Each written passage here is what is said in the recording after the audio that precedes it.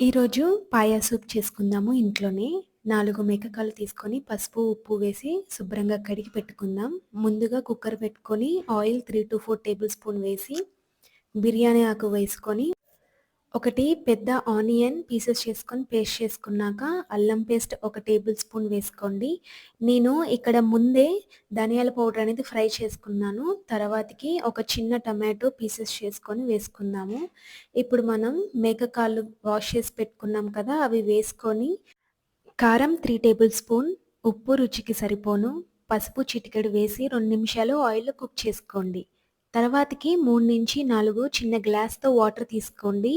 అలాగే మూత పెట్టి 7-8 విజిల్స్ వచ్చాక, ఆవిరంతా పోయాక మూత ఓపెన్ చేస్తే ఎంతో టేస్టీ అండ్ హెల్తీ అయిన పాయా సూప్ రెడీ. ఇప్పుడు ఇంట్లోనే చేసుకోవచ్చు. ఈ వీడియో నచ్చితే ప్లీజ్ లైక్ చేసి షేర్ చేయండి. అలాగే సబ్స్క్రైబ్ చేసుకోండి.